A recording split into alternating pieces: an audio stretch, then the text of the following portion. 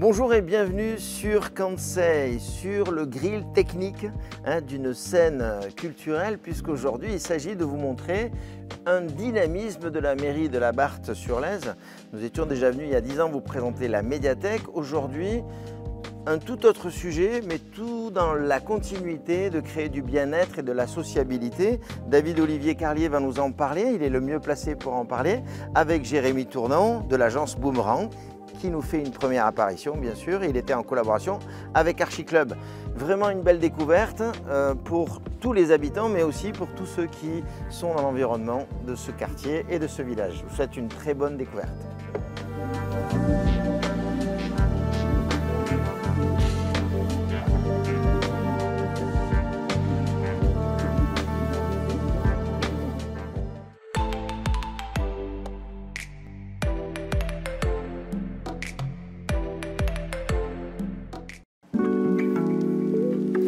Salut David. Bonjour Stéphane.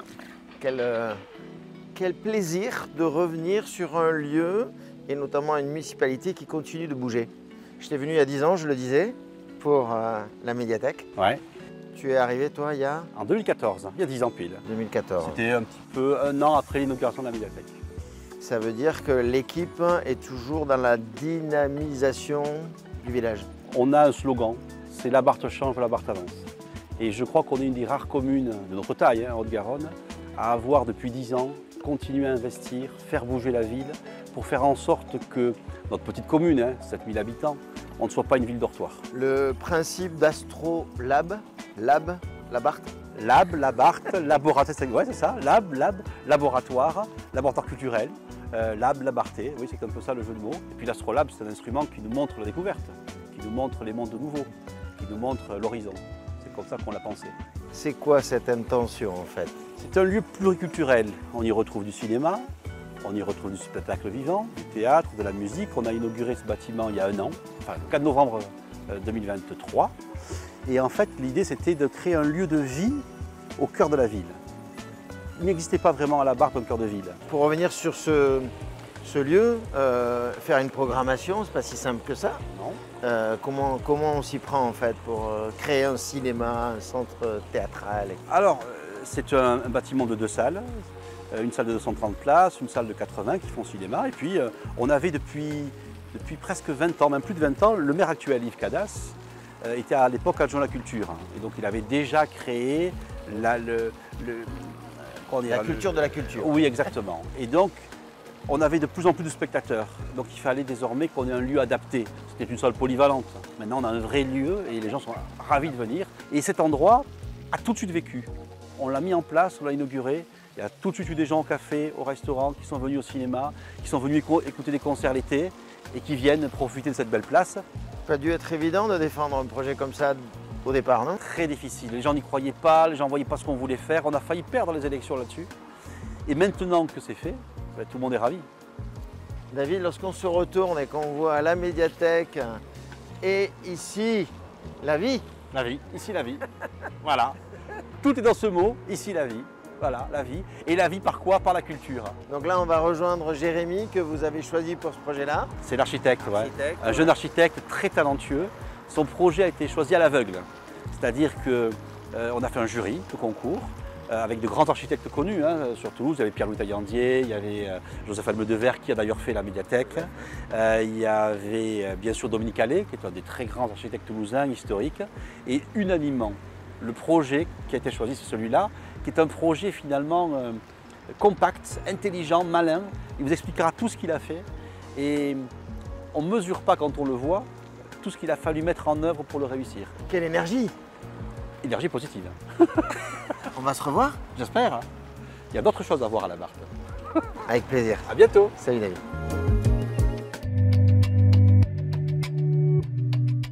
Salut Jérémy. Salut Stéphane. Merci, c'est une première Jérémy, agence Boomerang. Merci d'être venu. Oui. Tu es une agence de Toulouse, tu es revenu de Paris depuis combien de temps? Presque 20 ans. 20 ans que tu es là. Et donc dans ce projet-là, tu as refait un exercice que tu faisais déjà à Paris, c'est ça? Oui, pour des agences chez qui je travaillais. Et On a toujours eu beaucoup d'appétence pour faire ce genre de projet. Il nous expliquait qu'il y avait un petit concours d'architectes et que tu avais été choisi à l'unanimité. Quand on est archi, d'avoir la possibilité de faire un projet en cœur de ville comme ça, face à la mairie, l'église, la médiathèque, enfin la bibliothèque, et fermer ce carré là, magique un peu, voilà, je pense pas qu'on ait beaucoup d'autres chances de trouver un sujet comme ça. Enfin, il y a une contrainte supplémentaire, c'est-à-dire qu'en termes de matériaux et de finition de façade, etc., il y a des grosses contraintes du coup de s'adapter à tout le monde, ou il y a une personnalité à avoir autre que le reste des autres bâtiments? Non, en fait, la contrainte, c'était l'espace dont on disposait. À peine 40 mètres entre les deux bâtiments. La solution, c'était quoi? On a trouvé la solution de surélever la petite salle de cinéma. Ça permettait de créer une continuité urbaine qu'on cherchait. Et de cette contrainte, on a essayé d'en tirer quelque chose. Et on a proposé de faire un théâtre de verdure. En fait, d'offrir une troisième salle au lieu. Et en poussant le bouchon un peu plus loin, on a proposé de faire un écran extérieur. Faire dans la même salle une salle de théâtre et une salle de cinéma, il y a un paradoxe. Oui. Lequel? Eh bien, c'est toi qui en me dis. acoustique, c'est la thèse et l'antithèse. Thèse, antithèse en termes d'acoustique. Ouais. Alors, pourquoi? Un cinéma, c'est une boîte qui doit avoir une absorption quasi intégrale. Puisque le son est diffusé par des enceintes un petit peu autour, c'est un son actif comme ça là. Et le spectacle, c'est le contraire, c'est qu'on a une scène et il faut qu'au fond, on puisse entendre. Donc, on a besoin de la réverbération. Et donc, le jeu, c'était de trouver le bon équilibre et quelque chose de modulable aussi facilement, rapidement. Et en fait, le tour de passe-passe, c'est des rideaux, tout simplement, en fait. Tu rajoutes du rideau ou t'en enlèves? En cinéma, on rajoute du rideau. Et ce rideau se cache en mode spectacle derrière le cadre de scène qui est un rideau. Alors attaquons la construction maintenant. C'est spectaculaire en fait cette construction-là, on ne s'en aperçoit pas. On est tout en béton, c'est ça la construction? Oui. Alors qu'est-ce qui s'est passé pendant ce chantier de remarquable? La technique, c'est du prémur. Prémur, ouais. Ça veut dire que c'est fabriqué, en usine, et c'est livré. C'est livré et c'est du prémur qui fait là 13 mètres de haut. C'est un mur qui fait 13 mètres de haut et qui sont venus en morceaux comme un Lego. De 2 mètres, comme un Lego. Comme un Lego. Le camion, un camion très spécifique arrive. On avait une grue qui soulevait le mur et puis une autre grue mobile qui permettait de faire la bascule. Et après, on pose ces petits bouts de mur les uns après les autres là. Spectaculaire.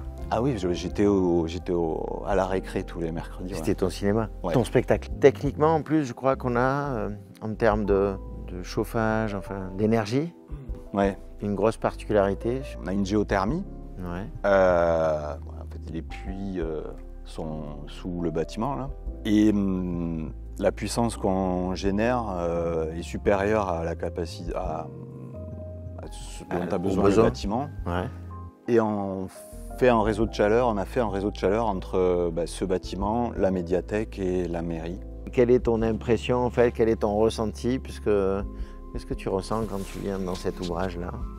C'est assez étrange parce que quand on a une gestation de 8 ans, on sait où on va arriver. Et je ne suis pas surpris parce que c'est exactement en fait, ce que je voyais. Après, ça a été une aventure pour arriver à avoir exactement ça. Non, ce qui fait plaisir, c'est que on a beaucoup de retours positifs et que le cinéma fonctionne très bien. Jérémy, merci. J'espère qu'on... Voilà, toujours j'ai le même vœu, c'est revoir les architectes qui nous font rêver. Voilà. Effectivement, donc, Jérémy a raison de le dire, la réussite d'un projet est composée non seulement effectivement du chef d'orchestre, l'architecte, du maître d'ouvrage également, qui dans ce cas-là est rock'n'roll, et aussi de toutes ces entreprises qui œuvrent, et qui techniquement font des choses juste incroyables pour permettre à des lieux de vivre. Et là, dans ce cas-là, c'est créer de la sociabilité dans un village dynamique. Voilà. Vive l'architecture, vive le design, vive les entreprises qui font tout ça. Et merci à vous tous qui suivez de plus en plus Kansai TV. À très bientôt.